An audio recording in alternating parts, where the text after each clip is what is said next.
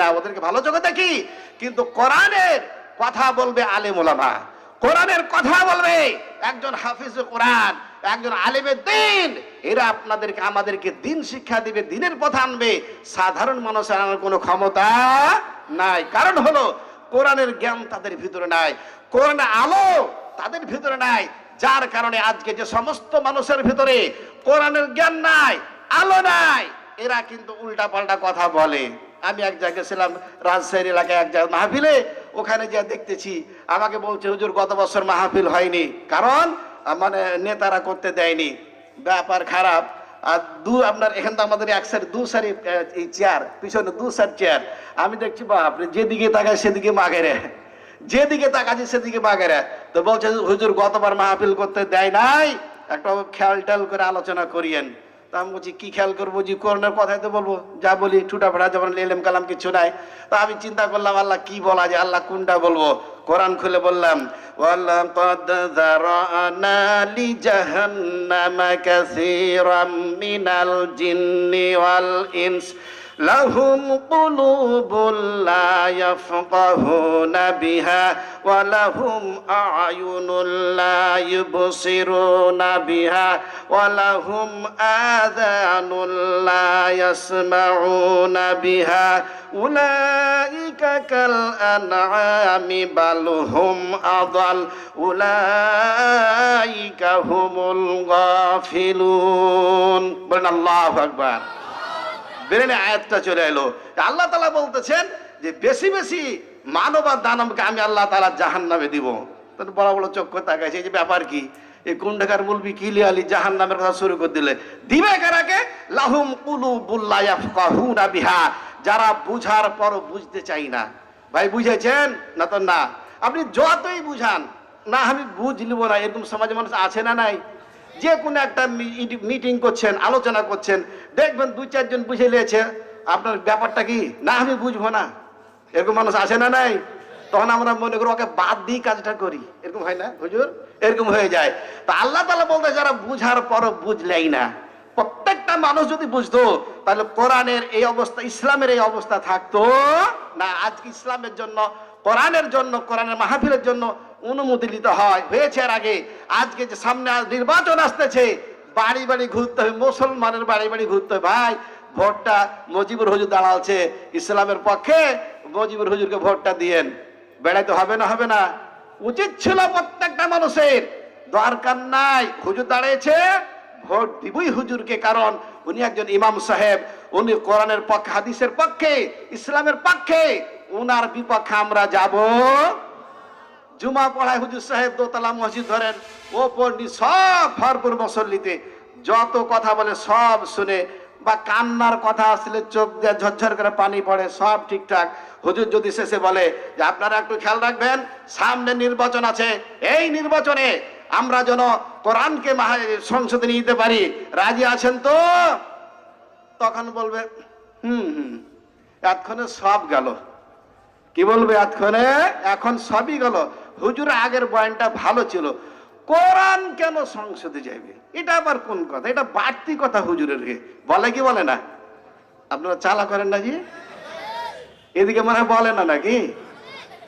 যদি প্রত্যেকটা মুসলমানের ঘরে ঘরে কোরআন আলোচনা থাকতো, ছেলেরা কোরআন পড়তো, বুঝতো, বাপ মা বুঝতো, তাহলে একটা মানুষের, বিশেষ করে ইসলামের পক্ষে যারা, এদের জন্য ভোট চাইতে যাওয়া লাগতো। সামনে নির্বাচন যদি হয়, আল্লাহ তাআলা আমাদেরকে বাঁচিয়ে রাখে, আমরা নির্বাচন হলে তো ভোট দিতে যাব নাকি? এর আগে এখানের কথা বলছি না, পৌরসভা একটা ভোট হলো, যে চেয়ারম্যান হয়েছিল, আমাদের চেয়ারম্যান ছিল, এখন তো নাই। আমার এক প্রফেসর বলতেছে, হুজুর যে রফিক কি বলবো, ভোট দিতে গেলাম, আমি দুর্নাম করছি না, একবার বাস্তব কথা বলছি, আমার ওস্তাদ বলতেছে, রফিক ভোট দিতে গেলাম, মেম্বারের ভোটটা দিয়েছি, বলছে স্যার চলে যান, প্রফেসর মানুষ তো, স্যার চলে যান। বলছে না না, আমি তো ভোট দিব। আমি কি দেবো? স্যার আপনার ভোট হয়ে গেছে। কি ডিজিটাল যুগ, ভোট দিতে না যাও ভোট। কি ব্যাপার আপনারা বুঝেন না নাকি? ভোট দিতে না যাও ভোট। কত সুন্দর সিস্টেম, কত সুন্দর জিনিস, তাই না? আপনি যাবেন, দিবেন এক জায়গাতে, হবে আর এক জায়গাতে, কত সুন্দর। নাউজুবিল্লাহ মিন জালিক, নাউজুবিল্লাহ মিন জালেক, একটা ভোটের কারণে আপনি নামাজ রোজা সবই করলেন, কিন্তু মতটা হয়ে গেল নায়ের দিকে। কিসের দিকে? আপনাকে বলল ভাই আপনাকে এই কাজ করতে হবে, সেই কাজ করতে হবে, সব কাজ বললো। ধরে একটা উদাহরণ দিচ্ছি, শেষে আপনাকে বললো কি তারপর কি ঠিক আছে তো? তখন বলবেন না। কি বললো? কি বললো? তাহলে কি মানলো না মানলো না? মানা হলো? তা আমাদের অবস্থা তাই, সব কথা ভালো, কিন্তু কোরআনের পক্ষে যখন কোনো কথা হলো যে নির্বাচন যেতে হবে, নির্বাচন করতে হবে, ভালো মানুষদের ওখানে পাঠাতে হবে, তখন হয়ে গেল কি না না এটা হবে না। হুজুরের কথাই বলি, হুজুর যে কি করবে ওখানে? আমরা বলি না বলি না? আবার বলি কি ভালো মানুষেরা কেন ওখানে যাবে? আশ্চর্য কারণ, তো ভালো মানুষ যাবে না, কে যাবে? চোর চন্ডাল গেলা যাবে নাকি? তা আমাদের নিয়তি তো খারাপ যে ভালো মানুষ ওখানে দেওয়া যাবে না, গোড়াই খারাপ, ওখানে যাওয়া যাবে না, ওই গোড়া খারাপ, ওই গোড়া খারাপ, এই কারণ বলি। কিন্তু আসল কি, ওখানে যে ভালো মানুষ বসলে আর অন্যায় অত্যাচার জুলুম নির্যাতন কোনো কিছু হবে সব বন্ধ। উদাহরণ দিই তাহলে বুঝবেন। হজ যারা করেছেন, আমি আর আগে কথা বলেছিলাম, স্বর্ণকারের দোকানগুলি কোটি কোটি টাকার স্বর্ণকার, স্বর্ণ দোকানের ভিতরে আছে, একটা পর্দা লটকে দিল দোকানদারেরা, আমাদেরকে বলছে হাজি হাজি সলাৎ সলাৎ, এখন কিনা বাজা চলবে না, হাজি হাজি সলাৎ সলাৎ, কোটি কোটি টাকার সম্পদ একটাও চুরি হয় না, একটাও চুরি হয় না। একটা পর্দা ফেলে দিল, চলে গেল নামাজে।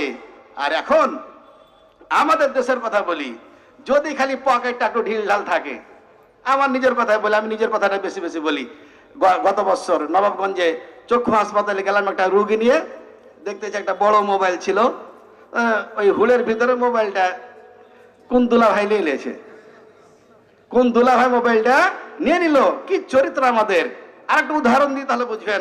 আমার জামাই বেটি লন্ডনে থাকে, আল্লাহর ইচ্ছা আর কি।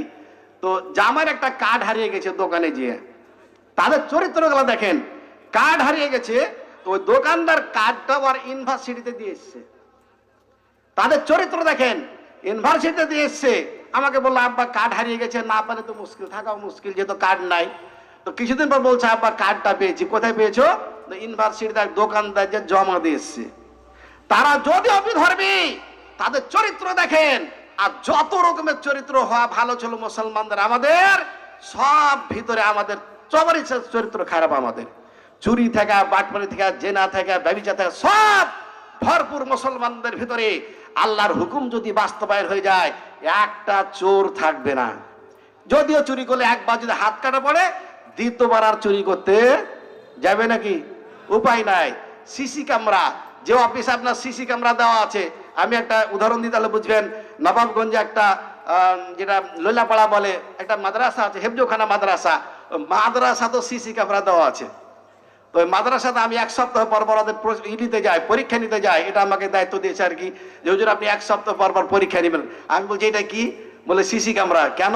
মানে ওস্তাদ যেন কোনো ফাঁকিবাজি করতে না পারে, আর ছেলেরা যেন দুষ্টামি করতে না পারে। ভয় থাকবে কি? সিসি ক্যামেরা আছে। সিসি ক্যামেরা যে কোনো অফিস আদালতে থাকলে ভয় থাকে না? থাকে না? এক জায়গাতে উদাহরণ দিই তাহলে বুঝবেন।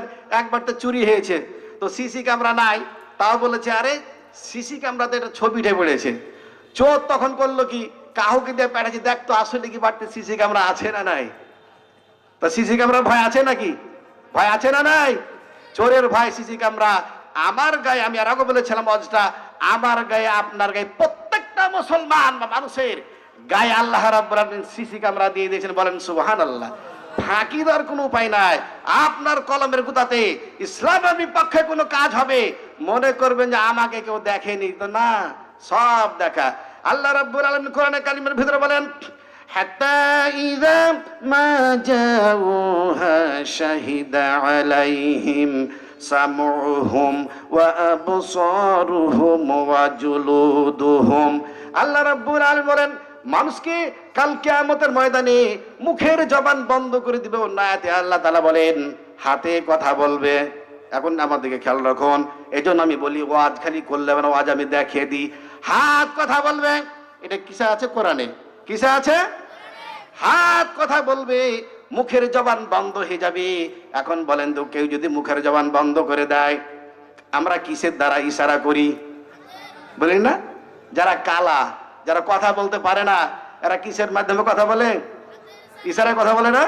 তা আল্লাহ দেখেন, এই দুনিয়াতে যদি একটা কালা যে কথা বলতে পারে না, আর হাতের ইশারাতে আপনি বুঝে নেবেন যে যাবে কি যাবে না, খাবে কি খাবে না, ভালো মন্দ বুঝবেন না? বুঝবেন না? একজন বিদেশে গেছে, বলছে হুজুর বিদেশে গেছি কিন্তু ওরা ভাষা বুঝে না, আমাদের বাংলা ভাষা বুঝে না। তো ইশারা যখন করেছে আমাদেরকে, তাই ইশারা করেছি মানে কিছু খাবো, ওদেরকে যতই বলে কিছু খাবার দেন, বুঝে না কিছু। যখন ইশারা করেছে মুখ আর পেট দেখিয়ে, তখন বলছে লোকটা খাবে, আসলে ভাষা বুঝে না। তো আল্লাহ রাব্বুল আলামিন বলেন, বান্দা আমি মুখের জবান বন্ধ করে দিব, তোমার হাতে কথা বলবে। কিসে কথা বলবে? যেমন কিছে, শুধু হাতে নয়, কানে কথা বলবে। এখন ইয়ারফোন দিয়ে ছেলেরা সব সময় কানে বেড়েছে, তাই না? ইয়ারফোনে যে কিছু কিছু আপনার ছোট্ট ছোট্ট ইগুলা গুলিগুলা কানে ঢুকে দিচ্ছে, তার হোন্ডালে যায়, নবাবগঞ্জ যায়, বাসি দিয়ে হরেন বাজায়, অনেকে শুনতে পায় না। পাশে যখন জোরে দিত তাকাই ভাবে, ওইভাবে টাচ্ছে তাকায়। এই যে কানে ইয়ারফোন দিয়ে অনেকে শুয়ে যায়। ছেলেরা, মা বাবা যারা আছেন একটু খেয়াল রাখবেন, আপনার ছেলে আমার ছেলে, আপনার মেয়ে আমার মেয়ে, ওই ইয়ারফোন দিয়ে যদি ঘুমিয়ে যায়, আর ওর ওই অবস্থা যদি তার মৃত্যু হয়ে যায়, ওই অবস্থা যদি মৃত্যু হয়ে যায়, ইমান নিয়ে সে মৃত্যুবরণ করতে পারলো না, কারণ গান শুনতে শুনতে মরলো। কি শুনতে শুনতে? এজন্য ইয়ারফোন যারা দিবেন খুব সাবধান, এ কানে কথা বলবে। কানে আল্লাহ তাআলা বলতেছেন কানে কথা বলবে, মুখের জবান বন্ধ। কানকে প্রশ্ন করা হবে, কান কতটি ভালো কথা শুনেছো আর কতটি মন্দ কথা শুনেছো বলো। তো বলবে যে কান শুনেছি, খালি মাহফিল গুলা শুনেছি, আর সবসময় গান শুনতুম। তাহলে গান শুনতাম বেশি বেশি, নাকি বলেন? যেমন মা বোনেরা স্টার জালসা যত কি কিনা আছে আর কি, সবটা জানি না। ভারতের জালসা খেলা বেশি শুনে আছে না, মা বোনেরা আছে না? এখন একটু মা বোন দিকে যায় না, তো বলবে আমাদেরকে কিছু বললো না। তাহলে কান কথা বলবে, চোখ কথা বলবে, হাত্তা ইদা জাউহা শাহিদা আলাইহিম সামউহুম ওয়া আবসারুহুম ওয়া জুলুদুহুম, চামড়া কথা বলবে। কিসে কথা বলবে? তাহলে সিসি ক্যামেরা থাকা গায়ে যে আল্লাহ তাআলা সিসি ক্যামেরা দিয়েছে, এটা কম না বেশি? ওই সিসি ক্যামেরা নষ্ট হয়ে যেতে পারে, কারেন্ট থাকলে না থাকলে চলতে নাও পারে, বা যান্ত্রিক কোনো ত্রুটি হতে পারে, কিন্তু আমার আপনার গায়ে যে আল্লাহ তাআলা চামড়া লাগিয়ে দিয়েছেন, এই চামড়া তার উঠে যাবে না? যাবে নাকি? যে একটা অন্যায় কাজ করছি, চামড়া খুলে দিলাম, চাদর খোলা করে খুলে রেখে দিলাম, অন্যায় কাজ হলো আবার চাদর গায়ে দিলাম, এরকম হবে নাকি? তাহলে প্রত্যেকটা মুসলমান নরনারীকে ভয় করতে হবে যে চামড়া আমার কথা বলবে, আমার দ্বারা যেন কোনো অন্যায় কাজ না হয়। না হয়টা আসতে বলছেন, আমার দ্বারা যেন কোনো অন্যায় কাজ, শরীয়ত বিরোধী কাজ না হয়, ইসলামের বিপক্ষে যেন কোনো কাজ না হয়। আপনি মনে করছেন আমি কলম দিয়ে দিলাম যে না মাহফিল করা যাবে না, লিখে দিলাম, কেউ দেখতে পেল না, এই নাটা কাল কিয়ামতের মধ্যে আপনার সামনে এভাবে থাকবে, ভাসবে। আরে এমন সময় দিয়েছিলাম কেউ তো জানে না। আমার কলমের লিখনিতে অনেক কিছু হয়েছে, দিনকে রাত, রাতকে দিন করেছি, কেউ তো জানে না। এখন দেখে আমার সামনে, তখন আল্লাহ তাআলাকে বলবো, আল্লাহ যত অন্যায় করেছি জীবনে, যত অন্যায় করেছি, আর একবার দুনিয়াতে পাঠাও আল্লাহ, সব অন্যায়কে বাদ দিয়ে তোমার মুমিন হয়ে আসবো। আল্লাহ তাআলা পাঠাবেন নাকি? কোন দেখেছেন, কোন ইতিহাস দেখেছেন, নেটে কেউ দেখেছেন যে একটা মানুষ মরে গেছিল, 2-4 বছর পর আবার আসছে? শুনেছেন নাকি? আসলে নবী রাসূলুল্লাহকে আল্লাহ তাআলা আগে দিতেন, যা মরেছিস আবার ঘুরে আই। তো যাক, বাপ বোনদেরকে, বাপ ভাইদেরকে বলতে চাই, সর্ব অবস্থায় কোরআনের পক্ষে থাকতে হবে না? হবে না? আচ্ছা, আপনারা বললেন হবে ইনশাআল্লাহ। আগামীতে নির্বাচন যখন হবে, আমি খবর নেব চাপাই মহেশপুরের যারা ইসলামের পক্ষে দাঁড়াইছে, যারা কোরআনের পক্ষে দাঁড়াইছে, যারা চায় আল্লাহর কোরআন দিয়ে দেশ চলুক, প্রশাসন চলুক, একটা সুদ ঘুষ থাকবে না, একটা জেনা ব্যভিচার থাকবে না, একটা অন্যায় থাকবে না, সব শান্ত হয়ে যাবে। ছোট্ট উদাহরণ দিই তাহলে বুঝবেন, তা না বললে তো আপনি বোঝা যাচ্ছে না। আমি নিজে প্রমাণ, আমি কাউরি কথা বলতে চাই না যে উমুকের কাছে শুনে শুনো, এই শোনা কথা আমি বলতে চাই না, আমার নিজের কথা বলতেছি। আমার নাতনি হয়েছে লন্ডনে, ওখানে যে পুলিশ ভেরিফিকেশন বলে না, এখান থেকে একটা কাগজ লাগবে, আমাদেরকে তাকান, আমি নিজে পরীক্ষিত, কাগজ লাগবে যে আসলে এরা এইখানকার বাসিন্দা না, আসলে এরা ছেলে মেয়ে ওখানে গিয়ে বাচ্চা হলে না, কাগজটা লাগবে। জানাশোনা কথা।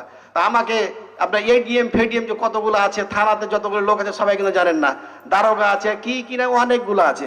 একজন দোকানদার বললো যে হুজুর টাকা যে অনেক চাচ্ছে মিষ্টি খাওয়ার জন্য, তা শুনেছেন লন্ডনে আছে না আরো টাকা চাচ্ছে। তা আমি বললাম টাকা দিব না। আমার জামাই বললো যে না, একটা টাকা দিবেন না, যা করতে হয় এখান থেকে করবে, একটা চাকরি খাওয়ার আমার ক্ষমতা আছে। তো যাক ওদিকে যাচ্ছি না। আমাকে বলছে হুজুর আপনার তো হুজুর মানুষ, তো দিয়েন 20,000 25,000 টাকা দিয়েন, কিছু দিয়েন আর কি। তারপর যখন আমাদের প্রধানমন্ত্রী যখন বেড়াতে চলে গেল, তার দুদিন পরে কইছে হুজুর কই, হুজুর কই। ওই দোকানদারকে বলছে কেন, বলে কাগজটা দিয়ে দিব, আর টাকা পয়সা কিছু একটা টাকাও লাগেনি আল্লাহর রহমতে। তাহলে শান্তি হলো না গজব হলো? তাহলে একটা এই তো প্রধান উপদেষ্টাতে এখনো ধরেন যে আছে, ও তো নির্বাচনে আসেনি, তো এইভাবে আসাতেই যদি এতগুলি বন্ধ হয়ে যায়, পূর্ণভাবে আসলে কোরআনের হুকুম চালু হলে একটা সুদ ঘুষ কোন অফিসে চলবে না। এটা আসতে বলছে, মানে যারা একটু খাইটায় এরা তো কইবে যে না কামাকাম কামাকাম, না একটাও সুদ ঘুষ চলবে চলবে না। তাহলে সামনে নির্বাচন যখন হবে আমাদেরকে সর্ব অবস্থায় কোরআনের পক্ষে কারা আছে কে বা কারা আছে দেখার কিছু নাই, দেখবো আমরা যে কোরআনের হুকুমের ভিতরে কারা আছে, এদের দিকে আমরা সাই দিব। রসুলকে বলা হলো ইয়া রাসূলুল্লাহ আমরা জান্নাতে যাব না জাহান্নামে যাব? জান্নাত আর জাহান্নাম আগেই লেখা হয়ে গেছে মানুষের ভাগ্যে। এবার শুনুন মা বোনেরা, আপনারা ঠান্ডার দিন আর একটু আগে বসেন, তো আর একটু আগে বসেন। হ্যাঁ, বাকি যারা আছে তাদের একটু বসার জায়গা দেন। যারা আসছে এরাকে একটু জায়গা দেন। আল্লাহ রাব্বুল আলামিন কোরআনুল কারীমের ভিতরে বললেন আর-রাকিউনাস সাজিদুন, রুকু যারা করে, যারা সেজদা দেয়, এদের সঙ্গে তোমরা সম্মিলিত হবে রুকু সেজদা করো। তাহলে নামাজের কথা কোরআনে আছে। আল্লাহ তাআলা বলেন সেজদার কথা কোরআনে আছে, আমিরুনা বিল মারুফ, আর সৎ কাজের আদেশ দেওয়া লাগবে, ওয়ান্নাহুনা আনিল মুনকার, আর খারাপ কাজ থেকে মানুষকে বাধা দেওয়া লাগবে। সৎ কাজ যেগুলি আছে সেগুলিকে আপনাকে সহযোগিতা করতে হবে, আর খারাপ কাজ যেগুলি সেগুলি থেকে দূরে থাকতে হবে, মানুষকে বুঝ দিতে হবে। এখন কথা হলো কোরআনের হুকুম যদি চালু হয়ে যায় সমাজে একটাও কোনো খারাপই থাকবে না, একটাও কোনো অন্যায় থাকবে না, সুদ ঘুষ জেনা ব্যভিচার কিচ্ছুই থাকবে না, সব বন্ধ হয়ে যাবে। আপনি শান্তিভাবে ঘুমাতে পারবেন। বাড়িতে যখন ঘুমাবেন তখন আর বলা লাগবে না ওই দরজা বন্ধ করেছো না করো নাই, ঘরের ভিতরে তালা মেরেছো না মারো নাই, বাক্সে তালা মেরেছো না মারো নাই, কোনো ভয় থাকবে না, কোনো চিন্তা থাকবে না, কোনো কিছুর ভয় থাকবে না। যখন কোরআনের হুকুম দেশে চালু হয়ে যাবে, বলেন সুবহানাল্লাহ। আমরা প্রত্যেকে চাই সর্ব অবস্থায় কোরআনের পক্ষে থাকতে। বিশ্ব নবীকে বললেন, সাহাবীদের নিয়ে আলোচনা করতেছেন, এমন তো সবাই এক সাহাবী বললেন ইয়া রাসূলুল্লাহ যদি আমি জাহান্নামী হয়ে থাকি জান্নাতের কাজ করে লাভ কি, নামাজ পড়ে লাভ কি? আর যদি জান্নাতি হয়ে থাকে আবার লাভ কি? রাসূল বললেন, উদাহরণ দিয়ে বললেন, ও আমার সাহাবীরা ধরো দুই ধারে দুটো পুকুর রয়েছে, মধ্যখানে একটি গাছ রয়েছে, এই গাছটি যদি গোড়া কাটো কোন দিকে পড়বে? গাছের গোড়া কাটলে কোন দিকে পড়বে আপনারা বলেন তো?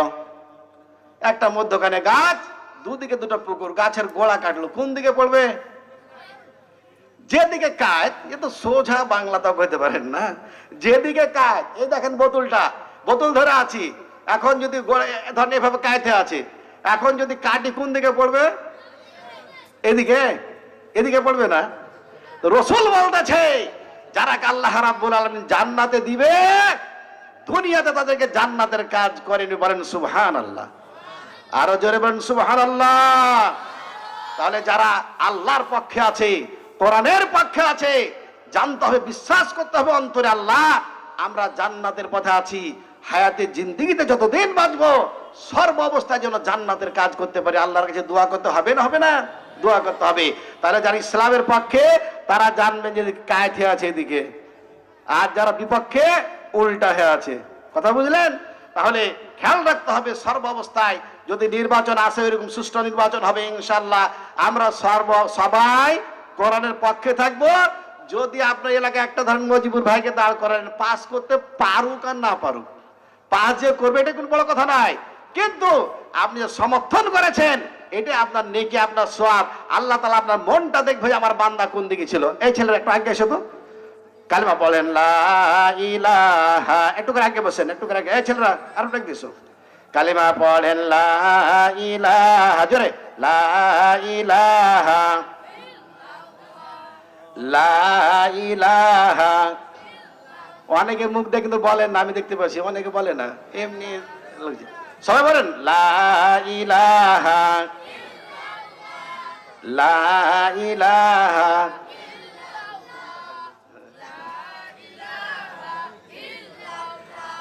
লা ইলাহা। ওই যে ইগুলা নাই যে, এদিকে জায়গা আছে, আপনারা চলে আসতে পারেন। এবার মা বোনদের সম্পর্কে কয়েকটি কথা বলবো, আমার সময় একবারে শেষের পথে আর কয়েক মিনিট আছে।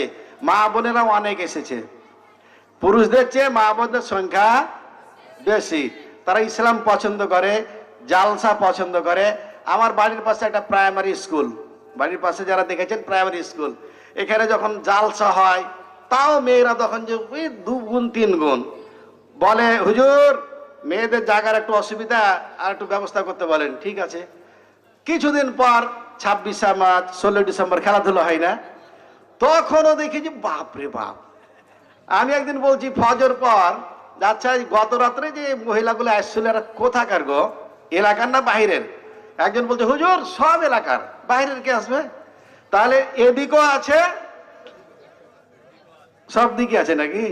মা বোনেরা বলবে জিন্দেগি তো আকার আনিও না, বলবে না? বলবে না? বলবে যে আর বলবি পানি কোনটি ঢুড়ে। ওই রফিকুল গেলে যাওয়া 27 বছর হয়ে গেল, আমার চাপাই থেকে যাওয়া প্রায় 27 বছর। অনেকের জন্ম হয়নি তখন, যারা ছোটবেলা আছে। বললাম তো একবার, বলবে আর আনিও না। তো মা বোনদেরকে বলতে চাই, ভালো পথে থাকেন। আপনারা হলেন ছেলে মেয়ে মানুষ করার কারিগর, আপনারা হলেন ফর্মুলা।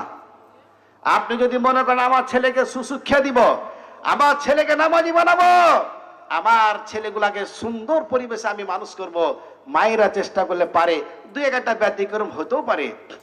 ছোট্ট উদাহরণ দিই তাহলে বুঝবেন। ছোট্ট ছেলেকে মা বলছে বাবা নামাজ পড়া লাগবে। মা বোন যারা এসেছেন, বাবারা যারা এসেছেন, কয়েকদিন আমরা বলি ছেলে মেয়েদেরকে নামাজ পড়ো, নামাজের কথা কয়েকদিন বলি, কিন্তু বলি কি প্রাইভেটে গেছিলা, কোচিংয়ে গেছিলা, অমুক জায়গায় গেছিলা, বলি কি বলি না বেশি বেশি। কিন্তু নামাজের ব্যাপারে আমরা অনেকে ঠিক মতো বলি না। মা ছেলেকে বলতেছে বাবা নামাজ পড়ো, নামাজ পড়া লাগবে। ছোট্ট ছেলে বলতেছে আম্মা নামাজ পড়লে কি পাওয়া যায়? মা বলল বাবা নামাজ পড়লে মিষ্টি পাওয়া যায়। নেটে একটা কথা দিয়েছে যে আমার মা তো আমাকে মিথ্যা কথা বলে। বলে কেমনে বলে? বলে আমি ঘুমিয়ে রয়েছি, মা বলছে উঠ উঠ, 11টা বাজে গেল, দেখি যে 8টা বাজছে। মা বোনেরও কি এখন ছেলে মেয়েদেরকে অনেক সময় মিথ্যা কথা বলে। আর যে মোবাইল এসেছে, এই মৌলবি মাওলানা পর্যন্ত, খালি বলবেন যে খালি আপনাদের কথা বলছে, মৌলবি পর্যন্ত ভাই কোথায় আছেন, এই চাপাই, কিন্তু আসলে চাপাই নাই। এর কথা বলছে না? বলছে না? মসজিদে বলছে, আমার মসজিদে একজন, আমি বলছি মসজিদে কেউ মোবাইল করিয়েন না, বলা আছে তাও। হ্যাঁ আছি, এ তো চলে এসছি এখানে। আমি বলছি এক তো ভাই মসজিদ, আর এক তো মিথ্যা কথা, ডাহা ডাকাতে মিথ্যা কথা বলছেন মসজিদের ভিতরে। তো যারা মিথ্যা কথা বলে আর মসজিদ কি আর মাদ্রাসায় কি নাকি বলেন? অহরহ মিথ্যা কথা মোবাইলে বলছি, বলি না বলি না? এবার মা বলছে ছেলেকে বাবা নামাজ পড়ো, নামাজ পড়া লাগবে।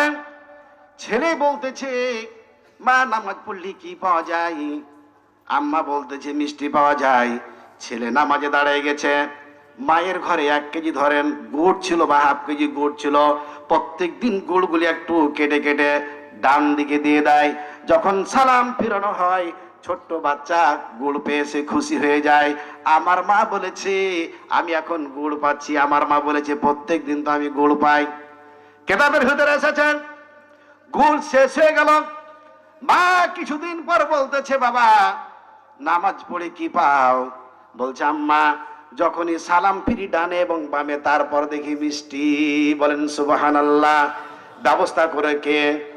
জোরে বলেন কে ব্যবস্থা করেছেন? আল্লাহ রাব্বুল আলামিন আপনার আমার জন্য সব সময় প্রস্তুত রয়েছেন। আল্লাহ তাআলা কোরআনে বলেন উদুনি আস্তাজিব লাকুম, বান্দা তোমরা আমাকে ডাকো, আমি রব্বুল আলামিন তোমাদের ডাকে সাড়া দিব। বলেন সুবহানাল্লাহ। আল্লাহকে ডাকার জন্য মনে করবেন না খালি আলিম হতে হবে, হাফিজ হতে হবে, সেটা নয়। যে কোনো সময় আপনি পুত পবিত্র অবস্থায় আল্লাহকে ডাকবেন। আল্লাহ তাআলা বলেন সিনাতু আলা নাউম, আমি এমন আল্লাহ, তন্দ্রা আমাকে, ঘুম তো দূরে থাক, তন্দ্রা আমাকে স্পর্শ করতে পারে না, পারবে না। আমি এমন আল্লাহ, সর্ব অবস্থায় আমার বান্দার দিকে আমার নজর থাকে। বলেন সুবহানাল্লাহ। মা বোনদেরকে বলতে চাই, ও মা বোনেরা, আল্লাহ রসুলের হাদিস বলার সময় নাই, খালি অর্থটা বলতেছি। 4টি কাজ যদি মা বোনেরা করে, কয়টি? 4টি কাজ যদি মা বোনেরা করে, পুরুষের জন্য এরকম কোনো 4টি 5টি 6টি এরকম কোনো কিছু নাই। সর্ব অবস্থায় পুরুষকে পক্ষে থাকতে হবে। আর মা বোনদের ব্যাপারে বলা হয়েছে 4টি কাজ যদি কোনো মহিলা করে, আল্লাহ রাব্বুল আলামিনের জান্নাত 8টি দরজা রয়েছে, যে কোনো দরজা দিয়ে মা বোনেরা যেতে পারবে। বলেন সুবহানাল্লাহ। পরীক্ষার হলে আপনার ছেলে আমার ছেলে পরীক্ষা দিচ্ছে, তার 1 মাস আগে যদি কোনো ছেলেকে কোশ্চিন দেওয়া যায়, কোশ্চিন দেওয়া বললে বাবা এই পরীক্ষাগুলি থাকবে, তোমাকে কোশ্চিন দিয়ে দিলাম। পরীক্ষা দিয়ে দিল ছেলে, কোশ্চিন দেখলো 1 মাস আগে, কিন্তু কোশ্চিনটা ছেলে আর পড়লো না, উত্তরটা আর পড়লো না। ওই 3 ঘন্টা বসে বসে কি কিনা লিখলো, দেখা গেল যে ছেলেটা ফেল করেছে, পাস করতে পারে নাই। মা বাবা বলবে কি, এত বলার পরে কোশ্চিন দিলাম তোমাকে, কোশ্চিন দিয়েও তুমি পাস করতে পারলে না, ও তো এক বোকা, ওর চেয়ে হতভাগা। আমরা মুসলমান, এত বলার পরেও আমাদের পরিবর্তন হয় না, কোরআনের বিপক্ষে চলি, পরিবর্তন হয় না, কোরআনের পক্ষে আমরা চলি না। মা বোনদের ব্যাপারে বলা হয়েছে 4টি কাজ। কয়টি কাজ? যেমন কয়টি? মা বোন যারা এসেছেন ভালো কথা, আর যারা ভাইরা এসেছেন বাড়ি যেয়ে কিন্তু তদারকিটা করবেন। আপনার স্ত্রী, আপনার মেয়ে, আপনার ছেলে নামাজ পড়লো কি পড়লো না। এখন যদি পুরুষটাই না পড়ে, একটা কথার কথা বলতেছি, তাহলে বলো তুমি কত নামাজি, নিজে নামাজ পড়ে না, ফের নামাজের লাগে হ্যাট হেঁটেছে, বলবে কি বলবে না? আপনাদেরকে না বলতে পারে। আপনি নামাজ পড়েননি, কিন্তু আপনি ফজর থেকে নামাজ পড়বি, তো তোমার দিকে দেখো, আগে নিজেরটা ঠিক করো, বলবে কি বলবে না? বলবে। তাহলে চিন্তা করে দেখেন, তাহলে আগে কি হতে হবে? নিজকে নামাজি হতে হবে। আপনি যখন নিজে নামাজি হবেন, আপনার স্ত্রী, আপনার ছেলে, আপনার মেয়ের একটা ভয় থাকবে যে আমার স্বামী নামাজ পড়ে, আপনি বলবেন তোর রান্না বান্না খাবো না। এখন যদি বলেন তোর রান্না খাবো না, তো খাইবা না, তুমি যেখানে পারো সেখানে খাও না। বলবে কি বলবে না? বলবে। মা বোনদের রাগ করেন না। আর যদি আপনি নামাজি, খাঁটি নামাজি হন, দিনদার হন, বেনামাজির হাতের খাওয়া যাবে। আমল করে যারা, এদের আমল নষ্ট হয়ে যায়, আমল করে যারা, এদের আমল নষ্ট হয়ে যায়। মা বোনদের বলতে চাই 5 ওয়াক্ত নামাজ পড়বেন। অনেক মা বোনেরা 5 ওয়াক্ত নামাজ পড়ে না, তাদের যে একটা অসুখ রয়েছে, একে কেন্দ্র করে অনেক দিন চলে যায়। যাবেন না, খেয়াল রাখবেন, দিন তারিখ খেয়াল রাখবেন। একটা ওয়াক্ত যদি আপনার বিনা কারণে চলে যায়, তাবলীগি নেশাবের ভিতরে এসেছে, 1 ওয়াক্ত নামাজ যদি কেউ